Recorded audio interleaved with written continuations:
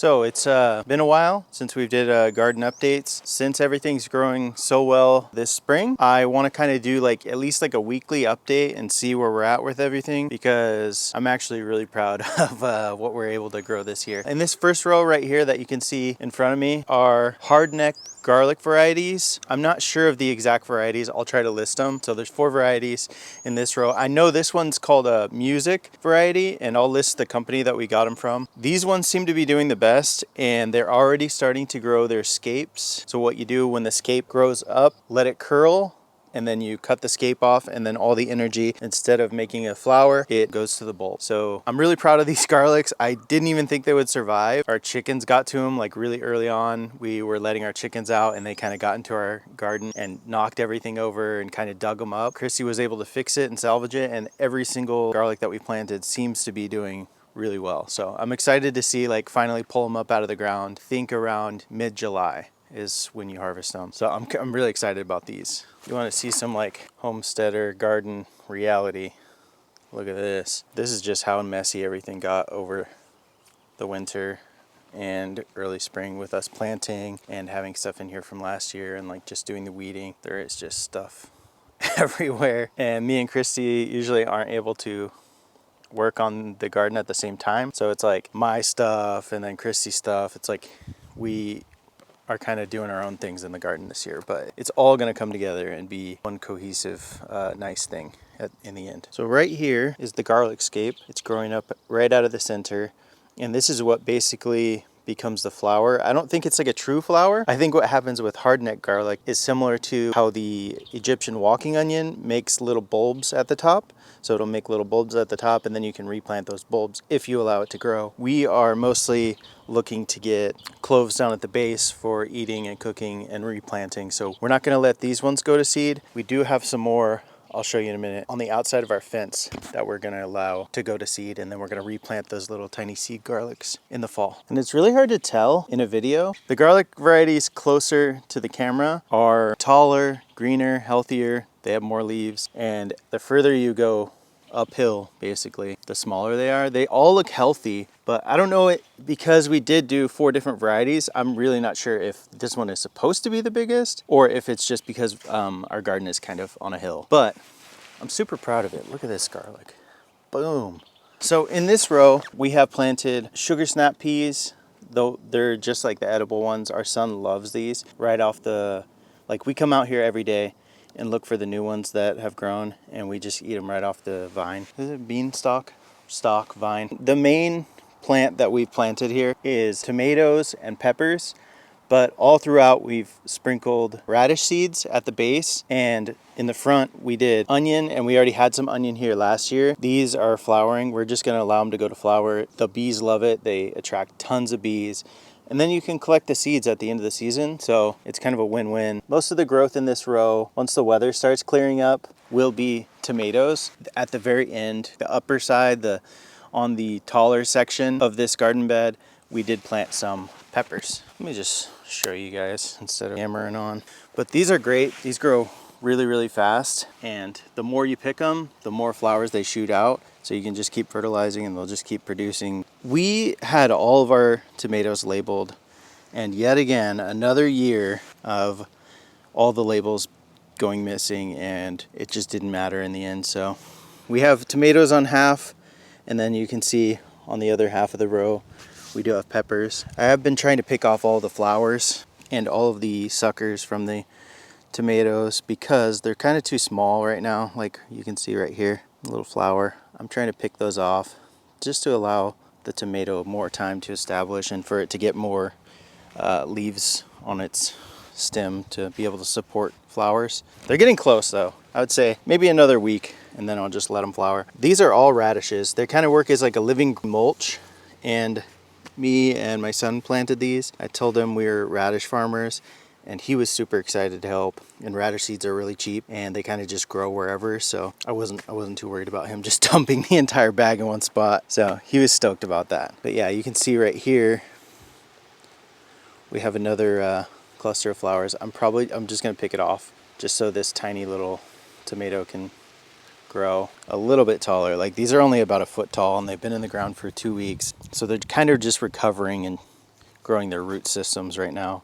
So I want them to get strong. That way it's not like a tiny stunted plant with like heavy tomatoes on it, and then we only get one flush of like weak tomato. I don't want that. Towards the end of the rows, I planted all of our pepper plants. It's been raining like crazy. These look like they've just kind of gotten bashed around, and they definitely don't look as healthy as they should. So same with the tomato plants.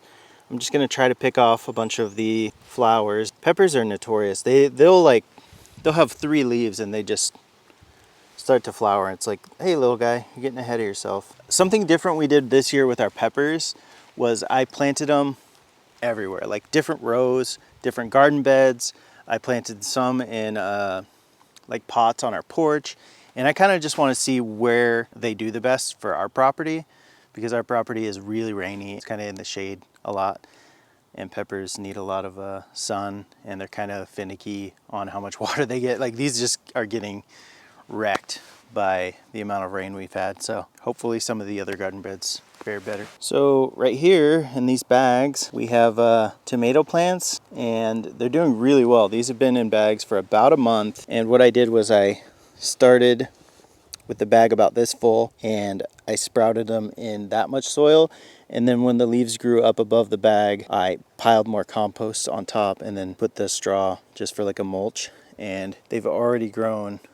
In the last week since I've done that, they've probably grown a good like 8 to 10 inches. Like these are doing crazy good compared to what we did in the ground. We didn't really mound them last year. We didn't fertilize them enough. So these are doing way better, and I expect to get a better potato harvest. We also have this kind of raised bed situation. The last few days have just been nothing but rain. It's like in the 50s, so these haven't sprouted yet. Even though I planted smaller potato variety in here, I expect these to get pretty big because we're just gonna keep mounding up the compost. And here we have our onion bed. This side is uphill. It kind of has less topsoil, and all the water just runs off. So all of these onions are puny. And then as you walk along the bed, bigger and happier and healthier. These, they don't look that happy right now because they've just, again, everything's been getting hammered by rain every single day. It's just raining 24/7. So they'll recover when the sun comes back. But yeah, we planted it quite a bit. I think like over 200 sets of onion. We did sets this year, and we did a couple of seeds, but we didn't have very good luck with seed onion. And I'm just not sure why. Like maybe we're not feeding them enough. I'm not sure, but we wanted to do both just to see what did better. So everything in the row is onion sets, and then these are from onion seeds, I believe. These right here are tiny little carrot sprouts, and Christy planted the entire row. You can kind of tell they're really itty bitty, and there's like spots where they just didn't come up or they already got eaten. This is like a trial and error for us. She used these boards. She like dug tiny little trenches and then watered them and put the boards on top until they germinated and sprouted, and then we took the boards off. And getting close to the time where we need to start thinning them, some of these look decent, I'm not gonna lie. So we'll see if we get any carrots at all. I'll be stoked. At the front of this row we have our Egyptian walking onions. I might actually dig these up and use like, I don't know, 80% of them, just because we have too many. So I might dig these up this year and make them into onion powder, because we have them on both sides. And they're so prolific, like they're all over our property now. And so now we just have like free onion for life. The rest of this row we just planted yesterday. I'm super stoked to come out here today and see all of our corn is alive. Oh my God, look at this corn. It's gonna be knee high on a grasshopper here soon. So we did corn last year. We didn't plant enough. Well, we planted the seeds in ground, and as they sprouted, the slugs ate them. So we wanted to plant them in trays in the greenhouse and give them a fighting chance. So they're looking good. Like this is day one, so we'll see when the slugs find them, but they're looking pretty good. I planted 2 full trays of corn and it didn't even do a full row. I thought we'd have too much, and it turns out we didn't really have enough. And here is our raspberries. This section kind of grew out of control. As you can see, like this is the walkway right here, and our raspberries are taking over everything. So if anybody has any ideas on, for one, how to trim them properly, and two, like, what do I do? These are growing out of control, so yeah, we kind of need help with that. Right here behind me are the blueberries that I made a short about planting. I think it was last year. Either way, we got these for $20 each from a local place that was trying to get rid of all their blueberries. And I really should have got more because these are establishing well and they're already producing. Like, there's berries on there right there. There are berries all over these ones. It's a good problem to have, but that's another problem that we have with this garden. We didn't maintain our strawberries. They're crazy invasive. They're not invasive in the same way as like a Himalayan blackberry, but just if you don't maintain them, they'll keep creeping. They send out runners and then the little runner plants. But you can see all these little white flowers. All of this is our walkway, and all these little white flowers are strawberries. So I'm actually really, this is like a happy little accident, a little Bob Ross situation, because we love strawberries, and the strawberries never seem to survive long enough, like, to get them inside. We never are able to grow enough to store.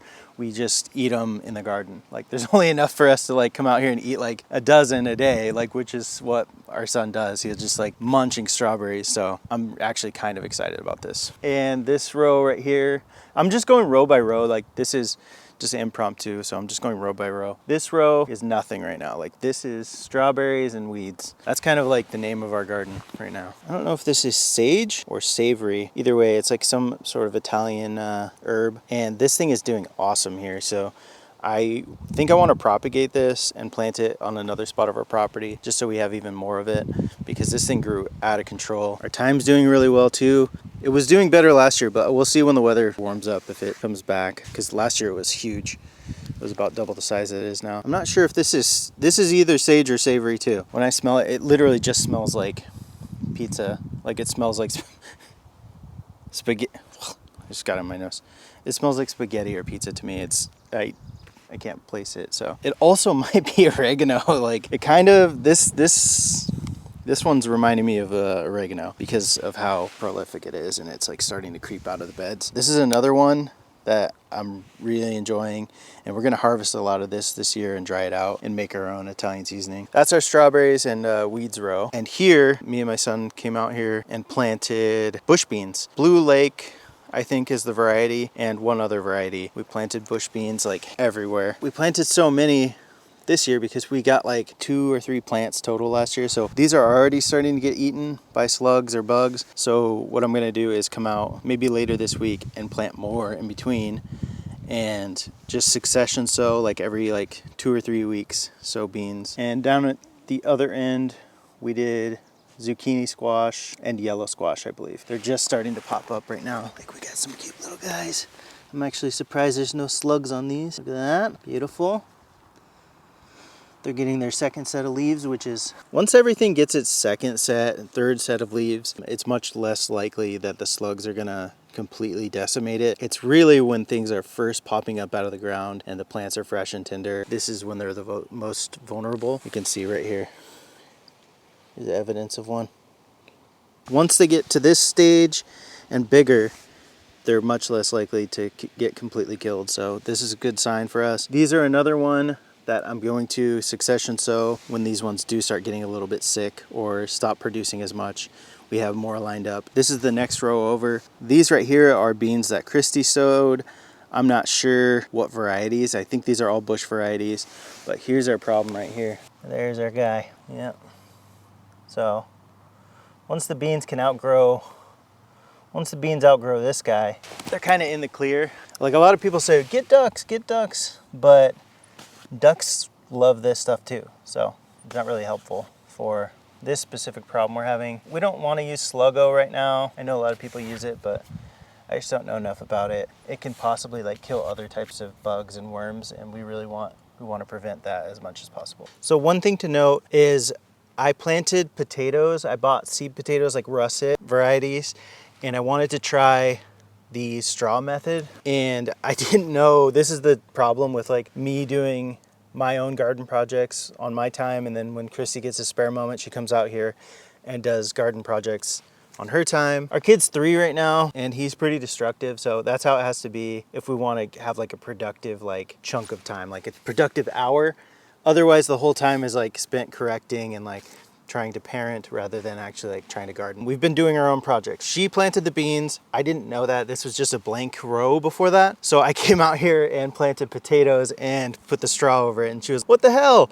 Why did you do this? It didn't seem to affect the beans too much. They still are all germinating. I think the real problem and the real enemy of the garden is our sun. No, is the slugs. As you can see, they're out in broad daylight. This whole row is potatoes. And what I did was I planted the potato, I laid it right on top of the ground, and then I put straw, just piled straw on it, and then I just watered it in. And apparently the potatoes sprout up through the straw, and then you can mound a little bit more compost on top of the straw. And then eventually when you do go to harvest them, you just have to move aside the straw and you don't really have to dig in the ground at all. So I've seen a couple people do it and it looks like it works really well. Like I've seen people get huge amounts of potatoes. So we'll see, hopefully it works. We're just experimenting. It was like $4 worth of seed potatoes, so big whoop if it doesn't. I don't know how much the wind is getting picked up, but it just happens to be a crappy spring day. But either way, we planted the majority of our tomatoes along these trellises. We did it last year and it worked really well. We used these little green tomato clips and we just have them out here from last year, or we'll tie them up with garden twine if we have it. This is really nice. We're able to just weave in and out the tomatoes as they grow up. This row seems to be our #1 like producer in the garden.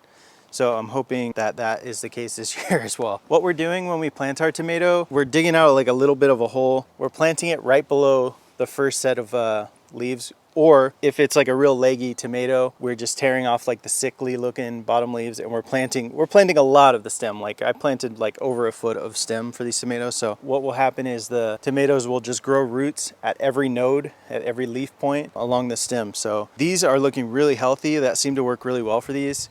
And these had a really rough start this year inside. I don't know if Christy got footage of it, but we were like on the verge of throwing all of these plants away because they looked like they had a disease or something, but it just happened to be like nutrient deficiency from not transplanting them soon enough. We started them real early, so that was the only problem. So we put in like a big handful of garden tone or tomato tone.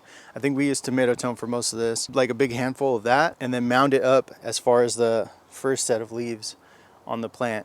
And this seemed to work really well last year, so we got big hopes for this year. At the end of this row, we planted our remaining peppers just because we had so many. We started probably like 50 peppers, like 10 or 12 varieties, and they all got like mislabeled and mixed up. It was a big annoying thing. So we just kind of like put peppers wherever. We'll figure out what they are when they start actually producing peppers. And then it's like, oh yeah, that's a bell pepper. Oh yeah, that's like a cayenne pepper. Like they're really easy to tell. And with the tomatoes, they're pretty easy to tell as well. And we just kind of use them all the same anyway. So it's not a big deal. In this final row, we have like a little garden arch that we made. We haven't ever successfully grown anything up it yet. This year we're growing peas and beans. So in the rest of this row, we have 2 different varieties of beets. This is bull's blood. Beets is obviously the red variety. Our son lives for pickled beets. So we're just gonna be succession sowing these and planting these everywhere too. This section of the garden over here right now is mostly just weeds, but she did plant cucumbers. We're trying to do like an English variety of cucumber and a pickling cucumber because we want to make pickled everything this year. Pickled beets, pickled beans, pickled asparagus would be nice, but our asparagus beds are pretty puny. I'll show you. That's what's growing in here. And same thing, we're just gonna succession sow. Once these actually finally pop up, we'll give it a week or 2 and then we'll plant more. And then like maybe 3 weeks from there, plant more. Just so we have healthy cucumber plants all through the year and we just can maximize our growing space. Because last year we kind of underplanted everything, and when you have bare soil, it just invites weeds. It doesn't hold on to moisture, so you're watering more. It's just kind of a problem to have bare soil. So you might as well just plant something there, even if it's just radishes or beans or something, or greens. You could do greens. I'm babbling. Anyways, so here's our asparagus beds. See, there's our little buddy right there. Get out of here, buddy. We're just letting these, we didn't harvest any asparagus this year. We're just letting these completely go, hoping for the best. They don't even look that great. I was really expecting to get more than like 1 stalk of asparagus per, yeah, we got like maybe 1 to 3 decent sized ones per, what are they called? Crown. So this is like a little temporary kind of bed that I made last year just for like extra flower space. And what we did, because it's on the outside of our garden, is I planted those Egyptian walking onions. You can see them all along the fence. And then we interplanted tons of strawberries. That's probably our son's #1 thing. Strawberries and blueberries. When he comes out, he doesn't even care if they're like green still. He'll just eat them. So we wanted as many strawberries as possible. And most of these are flowers. I'm not sure what the varieties are. The only one I know is this, and this is a weed. It's called fireweed. I think these are calendula or something.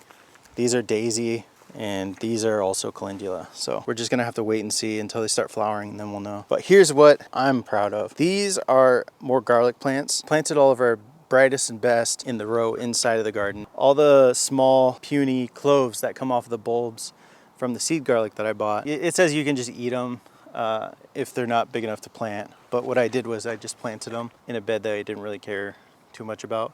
Plus garlic is something that keeps away bunnies and other pests, supposedly, I don't know. The plan for this garlic is to just let it grow, and as it starts to send up the garlic scapes, just let the garlic scapes do their thing, and then harvest the small bulbs off the top of that, and then kind of just like have an endless perennial supply of garlic. The plan for these is to kind of use these as the starts to reseed garlic all over our property, because I kind of want to use garlic and onions just to keep the pests away, and that way we have like a perennial fresh supply of garlic just on demand. Like, I want to have the problem of just having too much of a good thing, I guess. Anywhere along this, like right up against the fence, is kind of where I want to put the onion and garlic. So I want to grow flowers like in the front of it, and then garlic and onions like right along the fence to deter predators, and then have fresh food just right there growing all the time. That's where our garden is right now. We have like 6 or 7 more gardens that need to tour and show you guys around and kind of just do updates on, but I'll let Christy do some of that because she planted a lot of the things. Like there's wildflowers that she planted,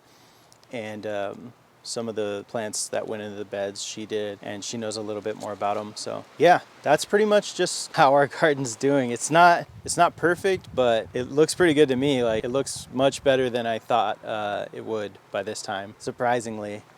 Just based off of how our starts looked very early on, and how some of the things ended up dying over the winter. We had a really harsh winter. I won't say a lot, but a couple of our perennial things and trees that were supposed to be hardy to our area ended up not making it through the winter. So I'm pretty stoked that our garden is coming back and it's coming around. I'm excited to hopefully grow some garlic and grow potatoes. We eat the most onions, potatoes, garlic, and like tomatoes and peppers. So all of those things, if we can even just grow enough to like offset buying it from the store for a couple of months, like I'd be happy. But if we're able to put some away for the rest of the year, like potatoes, if we're able to freeze dry some and share with our friends and family, like amazing.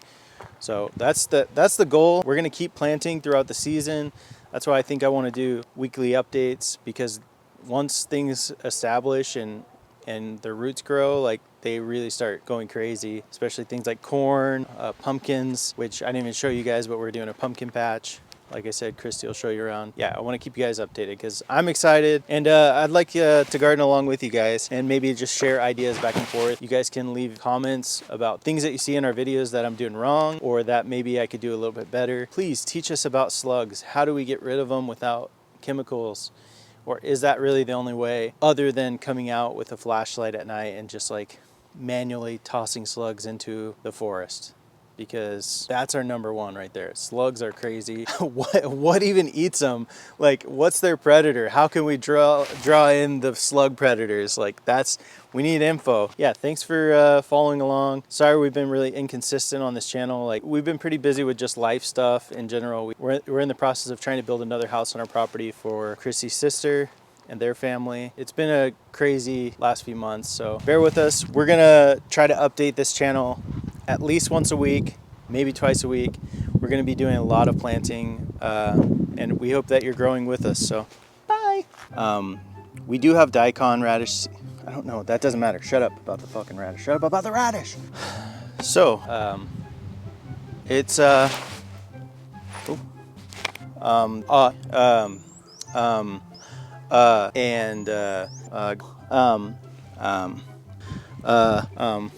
I think what happens with